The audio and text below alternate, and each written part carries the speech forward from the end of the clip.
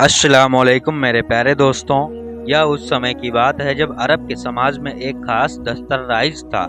جب بھی کسی گھر میں نیا بچہ پیدا ہوتا تو شہر کے لوگ گاؤں آنے والی دائیوں کے حوالے اسے کر دیتے۔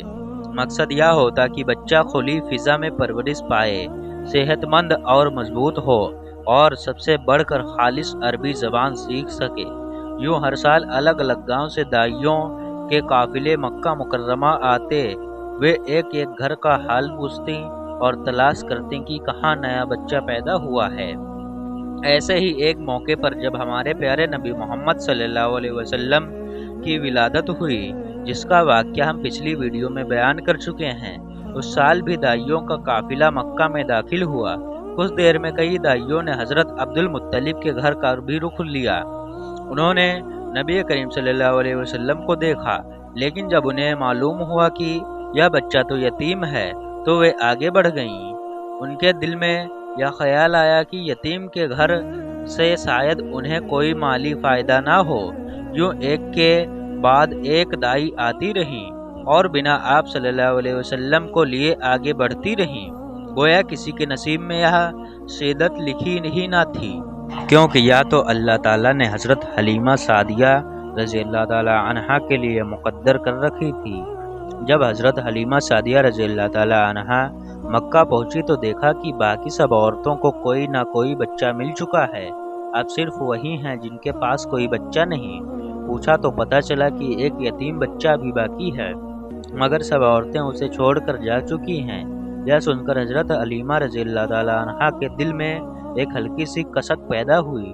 انہوں نے اپنے شوہر حضرت عبداللہ بن حارث سے کہا، خدا کی قسم، یہ بات مجھے بالکل پسند نہیں کہ میں خالی ہاتھ لوٹ جاؤں، جبکہ باقی سب عورتیں بچوں کو لے کر جا رہی ہیں۔ کل کو مجھے طعنہ دیں گی کہ تم خالی کیوں لوٹ آئے، اس لیے میرا خیال یہ ہے کہ ہم اس یتیم بچے کو لے لیں۔ حضرت عبداللہ بن حارث نے نرمی سے جواب دیا، کوئی حرج نہیں، ممکن ہے اللہ تعالیٰ اسی بچے کے ذریعے ہمیں خیر اور برکت عطا فرما دے۔ چنانچہ حضرت حلیمہ رضی اللہ تعالیٰ عنہا حضرت عبد المطلب کے گھر پہنچی۔ حضرت عبد المطلب اور حضرت آمنہ رضی اللہ تعالیٰ عنہا نے انہیں خوش آمدید کہا۔ پھر حضرت آمنہ رضی اللہ تعالیٰ عنہا حضرت حلیمہ رضی اللہ تعالیٰ عنہا کو بچے کے پاس لے آئیں۔ آپ حضرت محمد صلی اللہ علیہ وسلم اس وقت ایک نورانی چادر میں لپٹے ہوئے تھے۔ وہ چادر سفید رنگ کی تھی اور آپ کے نیچے ہرے رنگ کا ریشمی کپڑا بچھا ہوا تھا۔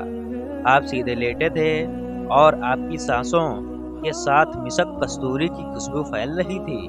حضرت حلیمہ سعدیہ رضی اللہ تعالیٰ عنہا آپ صلی اللہ علیہ وسلم کے حسن و جمال کو دیکھ کر حیران رہ گئیں۔ اس وقت آپ سوئے ہوئے تھے، اس لیے انہوں نے جگانا مناسب نہ سمجھا، لیکن جو ہی انہوں نے پیار سے اپنا ہاتھ آپ کے سینے پر رکھا، آپ صلی اللہ علیہ وسلم مسکرا دیے اور آنکھیں کھول کر ان کی طرف دیکھنے لگے۔ حضرت حلیمہ سعدیہ رضی اللہ تعالیٰ عنہا فرماتی ہیں، میں نے دیکھا کہ آپ صلی اللہ علیہ وسلم کی آنکھوں سے ایک نور نکلا جو آسمان تک پہنچ گیا۔ میں نے آپ کو گود میں اٹھایا اور آپ کی دونوں آنکھوں کے بیچ پیار کیا۔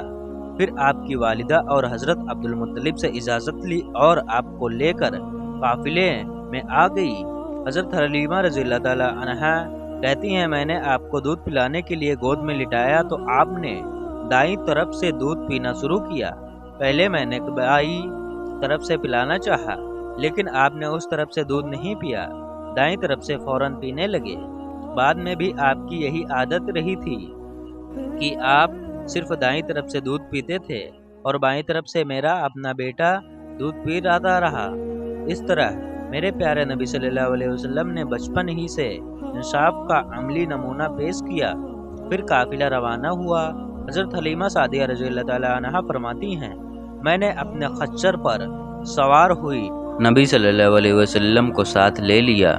اب جو ہمارا خچر چلا تو وہ اس قدر تیز ہوا کہ پورے قافلے کو سواریوں کو پیچھے چھوڑ دیا۔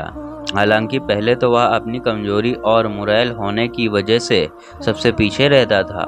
ان کی خواتین ساتھی حیرت سے پکار اٹھی، اے حلیمہ، یہ آج کیا ہو رہا ہے؟ تمہارا خچر اتنا تیز کیسے ہو گیا؟ کیا وہی خچر ہے جس پر تم آئی تھی اور جو ایک ایک قدم بڑی مشکل سے اٹھاتا تھا؟ حضرت حلیمہ رضی اللہ تعالیٰ عنہ نے جواب دیا، بے شک یا وہی خچر ہے، مگر صلی اللہ علیہ وسلم قسم اس کا معاملہ آج کچھ اور ہی ہے۔ یوں قافلہ چلتا رہا اور بنی سعد کی بستی پہنچ گئے۔ ان دنوں یہ علاقہ سخت سوکھا اور قحط کا شکار تھا۔ لوگ بارش نہ ہونے کی وجہ سے پریشان تھے، مگر حضرت حلیمہ رضی اللہ تعالیٰ عنہ فرماتے ہیں کہ جب حضرت محمد صلی اللہ علیہ وسلم ہمارے ساتھ آئے تو اللہ تعالیٰ نے ہماری بستی پر اپنی رحمت نازل فرمائی۔ جس دن ہم نبی پاک صلی اللہ علیہ وسلم کو لے کر پہنچے، اس دن آسمان سے بارش برسنے لگی۔ بارش ایسی ہوئی کہ ہماری زمین سرسبز ہو گئی، کھیتیاں لہلہانے لگیں اور ہم ہر طرف خوشحالی آ گئی۔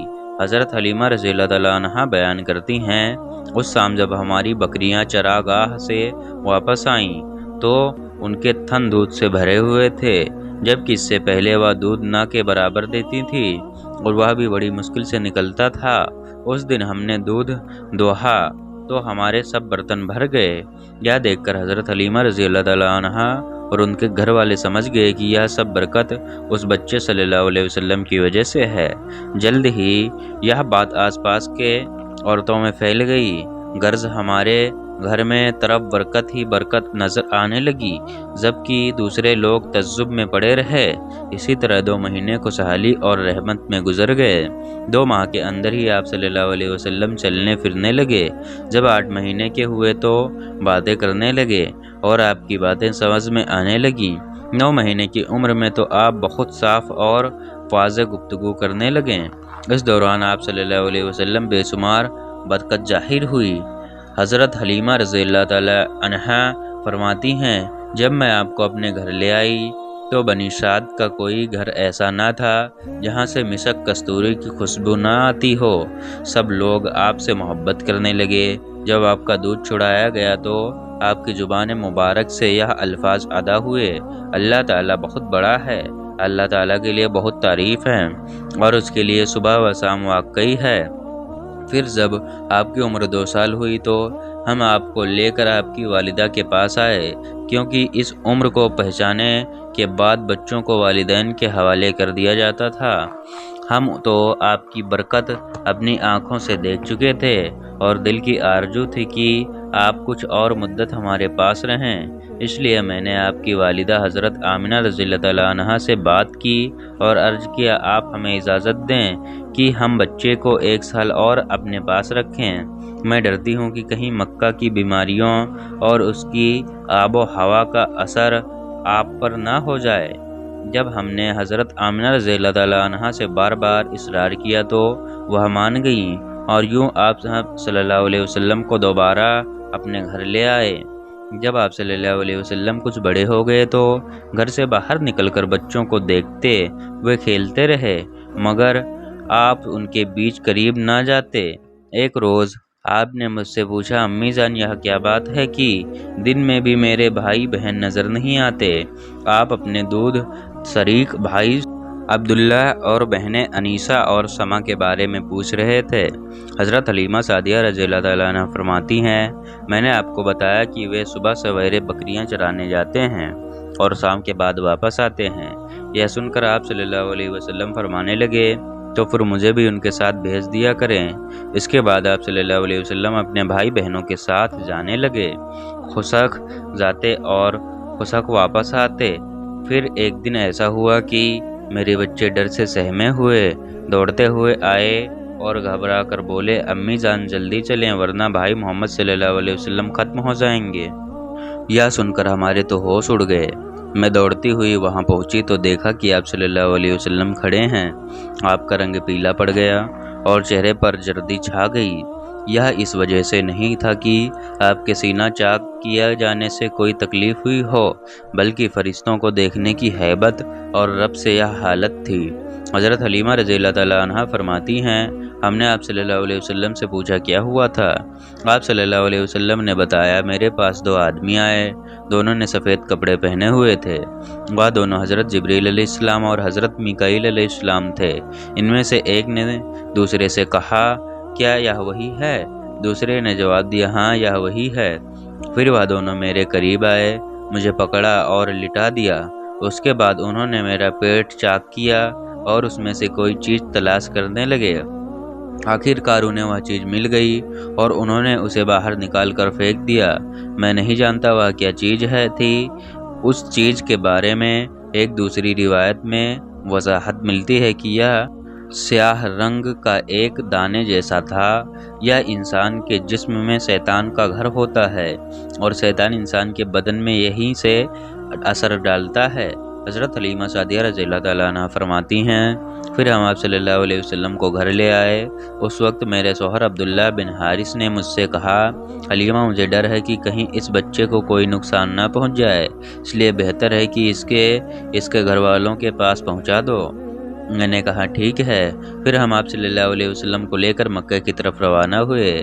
جب میں مکہ میں بالائی علاقے میں پہنچی تو اچانک آپ صلی اللہ علیہ وسلم میری نظروں سے اوجھل ہو گئے۔ میں ہکا بکا رہ گئی اور دل گھبرا اٹھا۔ پریشانی کی حالت میں دوڑتی ہوئی مکہ پہنچی اور سیدھی آپ صلی اللہ علیہ وسلم کے دادا عبد المطلب کے پاس گئیں۔ میں نے کہا آج رات محمد صلی اللہ علیہ وسلم کو لے کر آ رہی تھی۔ جب میں مکہ کے بالائی علاقے میں پہنچی تو وہ اچانک کہیں غائب ہو گئے۔ خدا کی قسم میں نہیں جانتی کہ وہ کہاں گئے۔ حضرت عبد المطلب یہ سن کر فوراً کعبہ کے پاس کھڑے ہو گئے اور آپ صلی اللہ علیہ وسلم کے ملنے کے لیے دعا کی۔ پھر آپ کی تلاش میں روانہ ہوئے۔ ورقہ بن نوفل بھی تھے۔ یوں دونوں تلاش کرتے کرتے تہامہ کی وادی میں پہنچے، جہاں ایک درخت کے نیچے ایک لڑکا کھڑا نظر آیا۔ اس درخت کی شاخیں بہت گھنی تھیں۔ حضرت عبد المطلب نے قریب جا کر پوچھا، لڑکی تم کون ہو؟ کیونکہ اس وقت تک حضرت محمد صلی اللہ علیہ وسلم کا قد نکل چکا تھا اور تیزی سے بڑھ رہا تھا، اس لیے حضرت عبد المطلب فوراً پہچان نہ سکے۔ آپ صلی اللہ علیہ وسلم نے جواب دیا، میں محمد بن عبداللہ بن عبد المطلب ہوں۔ یہ سن کر حضرت عبد المطلب کی آنکھوں میں آنسو بھر گئے آئے اور وہ بولے، تم پر میری جان قربان ہو، میں ہی ہوں تمہارا دادا عبد المطلب۔ پھر انہوں نے آپ صلی اللہ علیہ وسلم کو اٹھا کر سینے سے لگایا اور رونے لگے۔ آپ کو گھوڑے پر نے آگے بٹھایا اور مکہ کی طرف روانہ ہوئے۔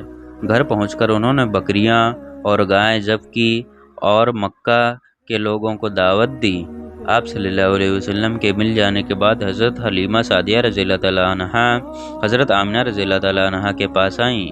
حضرت آمنہ رضی اللہ تعالیٰ عنہا نے تعجب سے پوچھا، حلیمہ اب آپ بچے کو کیوں لے آئی ہیں؟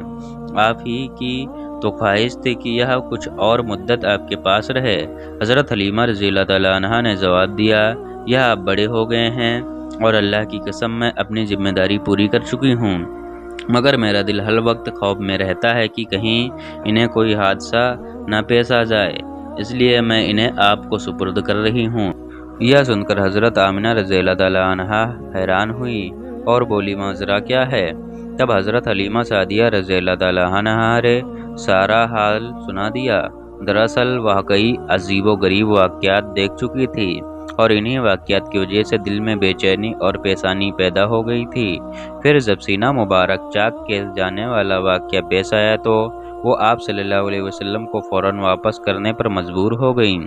پیارے دوستو، حضرت حلیمہ سعدیہ رضی اللہ تعالیٰ عنہا کو اللہ تعالیٰ نے ایسی برکتوں سے نوازا تھا کہ جہاں جہاں ہمارے پیارے نبی صلی اللہ علیہ وسلم کے قدم پڑتے، وہاں وہاں رحمت اور برکت کا ایسا نزول ہوتا کہ دیکھنے والا بھی حیران رہ جاتا تھا کہ آخر یہ ماجرا کیا ہے۔ جیسے کہ حضرت حلیمہ سعدیہ رضی اللہ تعالیٰ عنہا کے خچر اور اونٹنی کا معاملہ ہی لے لیجئے۔ آتے ہوئے یہ سواریاں سب سے پیچھے تھیں اور جاتے ہوئے سب سے آگے نکل گئیں۔ یہ ایک ایسی بات تھی جو بظاہر ناقابل یعنی ایک یقین لگتی ہے۔ پیارے دوستوں، اسے ہی تو معجزہ کہتے ہیں، ایسی چیز جو عام فہم سے بالاتر ہو۔ جیسے ہی نبی پاک محمد صلی اللہ علیہ وسلم ان سواریوں پر سوار ہوئے، اللہ تعالیٰ کی برکت سے ان میں ایسی جان اور تیزی پیدا ہو گئی کہ باقی تمام سواریاں ان تک پہنچ نہ سکی۔ سبحان اللہ، یہ سب اللہ تعالیٰ کی قدرت اور اسی کی عطا کی ہوئی برکت کے اشارات ہیں۔ پیارے دوستو، اگر آپ کو ہماری ویڈیو پسند آئی ہو تو میری ویڈیو کو لائک کریں اور میرے چینل کو سبسکرائب کریں۔ ملتے ہیں اگلی ویڈیو میں۔ السلام علیکم ورحمۃ اللہ وبرکاتہ۔